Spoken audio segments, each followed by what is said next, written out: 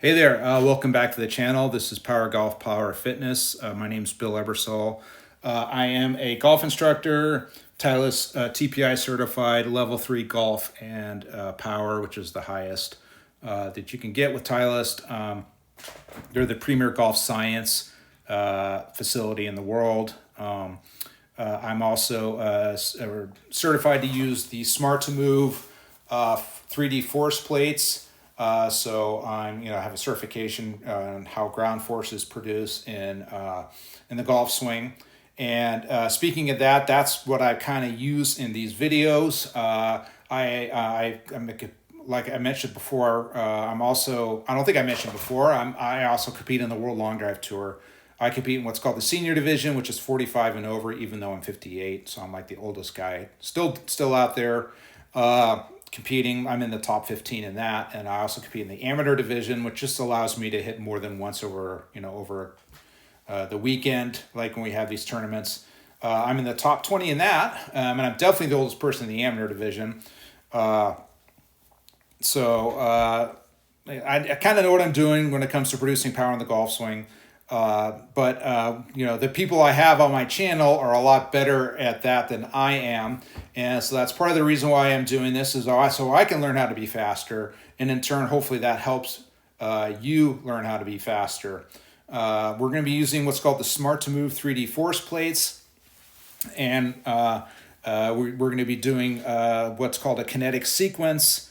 And the kinetic sequence is essentially three forces that we're going to be measuring here. The first force is called lateral force, which is the force you produce moving your body parallel to the ground. For golf terms, that would be moving your body towards and away from the target. Just think of kind of bumping your hips left and right. That's an example of a lateral force production.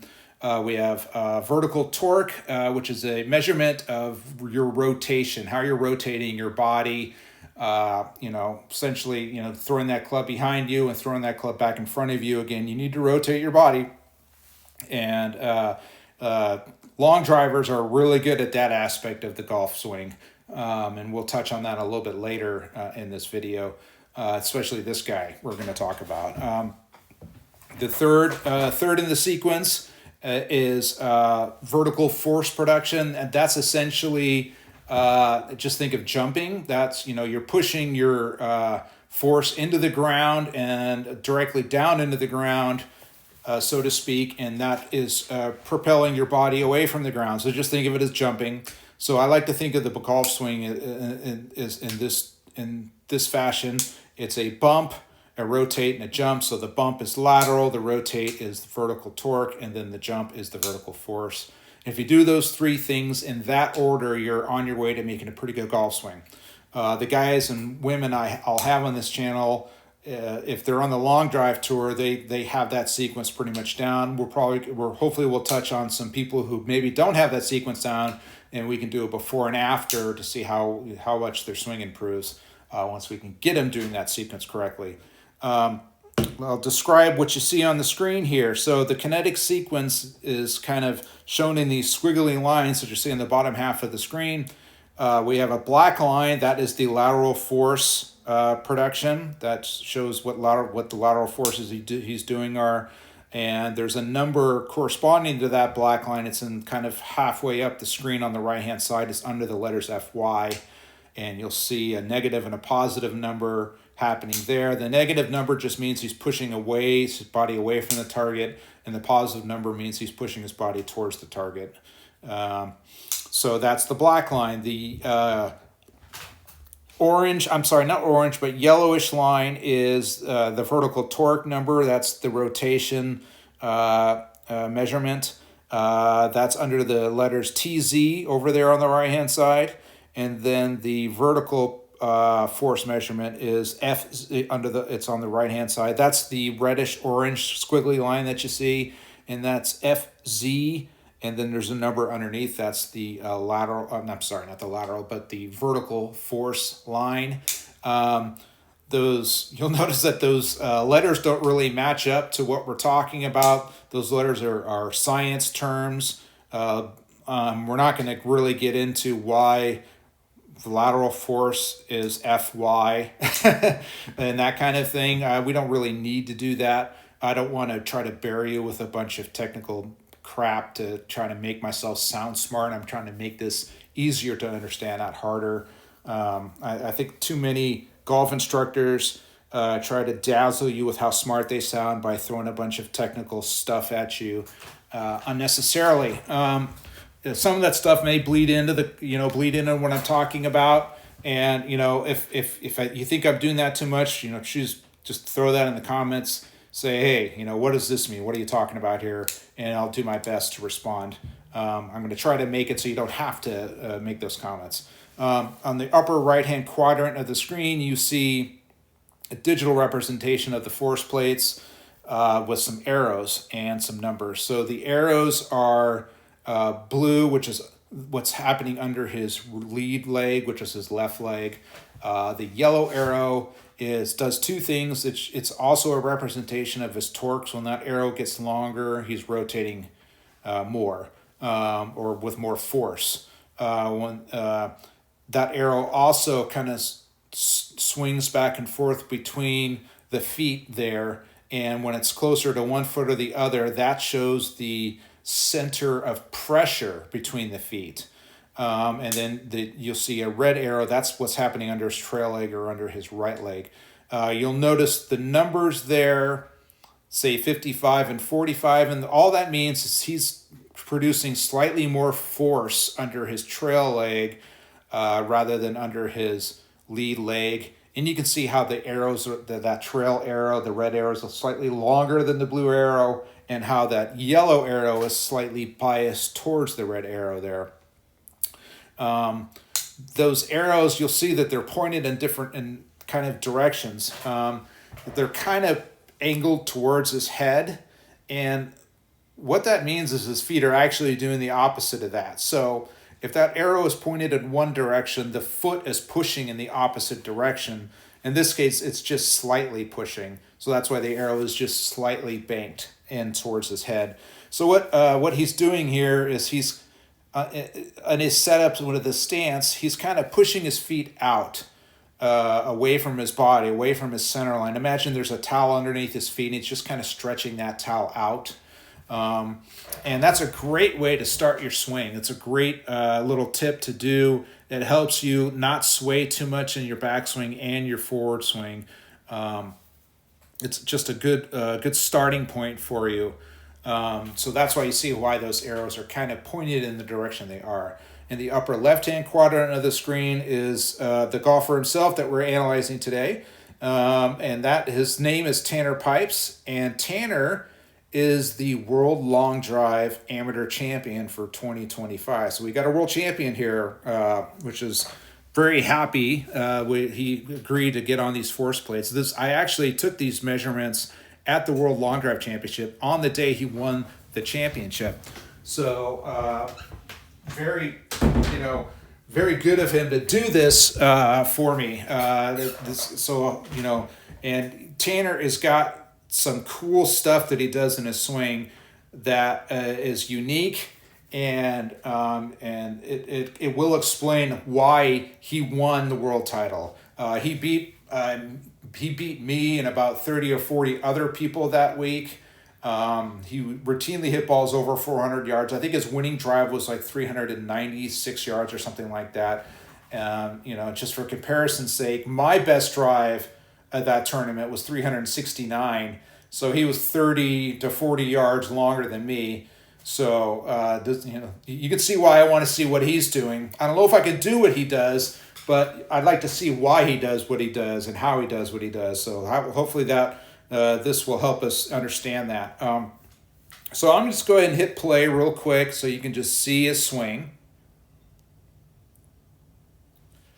You can see he's got a pretty long backswing, pretty high hands, but it's pretty conventional. He, it looks like a swing that you would see, watching the PGA Tour on Sunday, except it's probably a lot longer than most swings you'll see on that, and it also moves a lot faster. He routinely gets in the 140s. I think his ball speed is in the 200s to low 200s, and maybe gets over 210 occasionally. 210 miles an hour ball speed. And just for comparison's sake, the average ball speed in the PGA Tour is about 172. His club head speed is probably in the high 130s, low 140s, and the average club head speed on the PGA Tour is 115. So even the top guys in the PGA Tour probably hit the high 120s, low 130s, and 190s ball speed. So he's faster than anyone you're going to see on tour. Except for maybe Bryson DeChambeau, who can get in the 140s himself when he wants to. He doesn't usually do it out there on tour, but he can touch 140 and above when he wants to. So, but he's unique in that aspect. He's probably the one guy on the LIV or PGA Tour who can do that. There's a whole bunch of guys who can do that, and 150 plus on the World Long Drive Tour. So that's why I'm doing this, so we can help me and help you gain some speed, hit the ball further, and that just makes golf a lot easier in general. So here we go. So let's go ahead and kind of break his swing down in a slower fashion here. So he bumps, you can see a pretty pronounced bump away. Well, not really pronounced, probably like an inch or two away from the target. He's just kind of loading into his trail side. And you'll see a negative number under that, the black numbers over there on the right say minus 4.4. That's percentage of his body weight. So the way these force plates work is you kind of wiggle your feet around before you hit the ball. So it knows how much you weigh. So then it can give these percentages. So about 4% of his body weight, he's moving away from the target. What is unique amongst long drivers, and probably a lot of PGA Tour players too, is that negative number turns into a positive number really soon into the backswing. And for Tanner, it's before the club even starts to move. So he basically loads into his trail side, and then he actually starts pushing more force towards the target than away from the target. Simultaneously, he's still loading pressure onto his trail side, but he's using that pressure to push towards the lead side. So what does that make sense to do that? Well, yes, it makes a lot of sense to do that. You want to see that trail hip and that trail shoulder swing around towards the target. And this is the way to do that and do it efficiently. You're going to see a lot of amateur golfers. They're just going to basically keep trying to stack more and more and more weight onto that trail side. And you're going to see this black number be negative too far into the backswing. You really want that black number to start being positive pretty soon after you start the takeaway. You can still literally load more pressure onto that trail side because more of your body is going to just be over there. But underneath that trail lay, you got to be pushing towards the target. Now he's just slightly doing. He's not doing it with much of his body weight. There's just like 3% at this point. And you can see how that red line, that red arrow is kind of banked, towards the lead side, which means his foot is pushing away from the lead side. So it's pushing, in order to go in one direction, you have to push in the opposite direction. So that's what he's doing there. You can see at this point he's at 90% of his body weight, over 90% of his body weight right here, and you're going to see something pretty significant here. He's 91%, and then all of a sudden, he's really going to start loading into that lead side while he's still making his backswing. This is a very important move that we're going to really touch on in a later video, but I just want to show you how he's recentering his pressure. He's 90-something% there, and then all of a sudden, he's like 60-40 trail to lead, and this is all happening on his backswing. This does not happen. Most bad amateur golfers, this doesn't happen until they've completed their backswing, and by that time, it's just way too late. So you want to see this recentering move, this pressure shift from the trail foot onto the lead foot happen while you're still making the backswing. So here we go. He's at 63, 60-40 there, and he's just completing his backswing. So let's get back to the kinetic sequence here. Again, the kinetic sequence is lateral force first, vertical torque or rotation second, and then the vertical force third. I like to say bump, rotate, then jump. And if you do those things in that order, you're well on your way to making a good, efficient golf swing. When you do those things is important, and how much you do those things, it can be important as well. So let's get to his first positive ground force that we're going to look at here, and that's his lateral force, which is him pushing his body towards the target. He's peaking at like 14% of his body weight. Now, that is actually not a real high number. Most PGA Tour players will be about 20 to 22% at this point. Most long drivers I've measured are not 22%. There are some exceptions, but most long drivers that I've measured don't have a lot of lateral force peaking.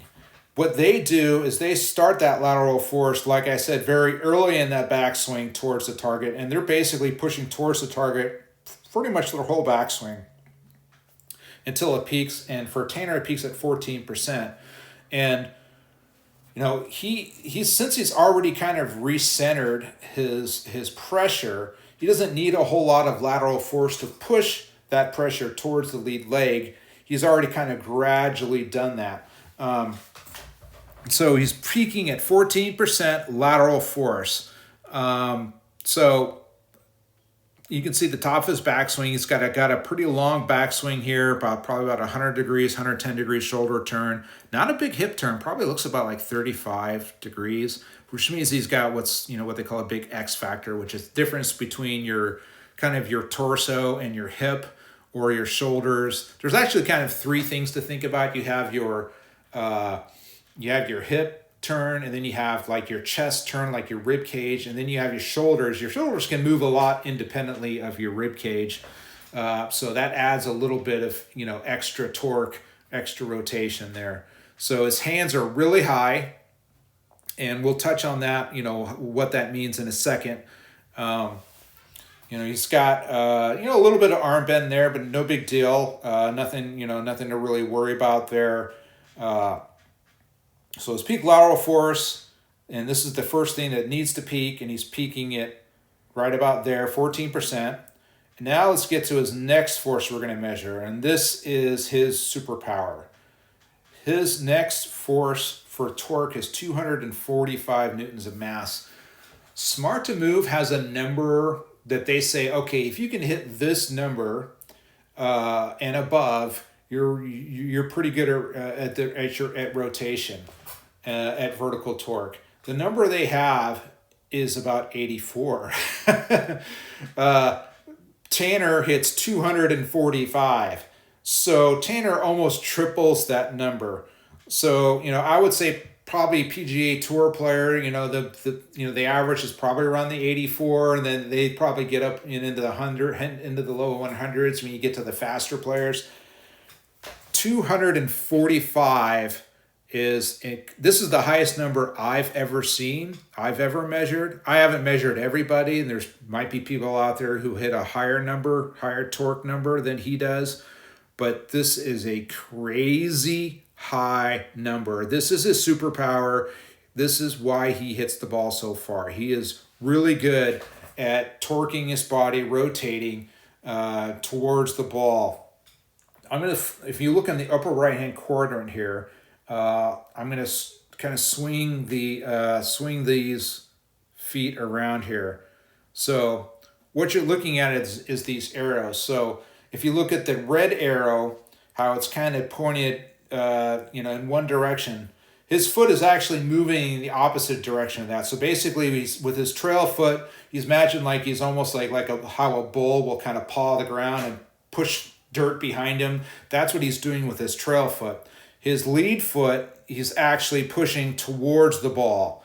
So, if you do that, that's how basically, you pull your trail foot away from the ball, and you pull the push the lead foot towards the ball. That makes you rotate your body. And kind of the secret sauce is you want to be pushing more with that lead foot than with the trail foot. You want to be pushing more with the lead foot more than you're pulling with the trail foot. So he does a great job of that. He's about 60-40, 60% on his lead leg, which, as you can see, how that blue arrow is a little bit longer than the red arrow, which is he's just producing more force in that lead leg. So there he is, 245. Again, that's his superpower. Let's keep going there, and let's go to his second superpower, which is vertical force. A great number for vertical force for like a good golfer would be like in the 160s. PGA Tour players are probably between 190, 210.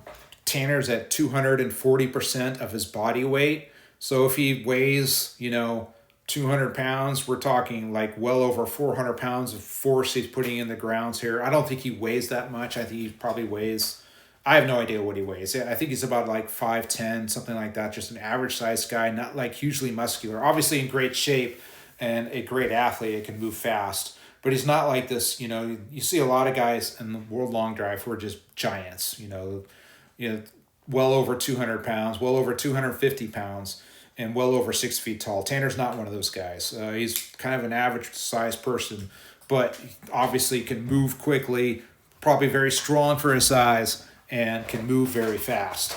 I want to point out two other positions here.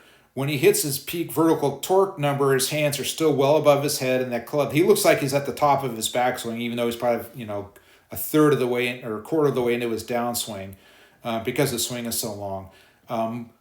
Most amateur golfers at this point, their hands would be way down here when they're hitting their peak their peak rotational number. His hands are way up here. And what that allows him to do is all that rotational force he's producing, he gives that club a lot of space for that rotational force to get to the club head and to the ball and produce a lot of club head speed. That his position there is an excellent position, very early, and early is good when it comes to producing speed in the golf swing. So let's take a look back to his peak vertical. Arm is about parallel to the ground, and his club is still way above his head. The club head is still on the target side of his body. He's got a good amount of lag there. Again, a lot of space for that force he's producing to get to the club head. Most amateur golfers, when they hit their peak vertical, they're way down here, almost close to the ball. And at that point, it's just way too late. Most, I would say, PGA Tour players that are right around there, that area, which is still a darn good spot. Long drivers, I've noticed, are here. There's some variation. I measured one guy who's still way up here. Jack Smith, that was the earliest I've ever seen it, the peak vertical happening.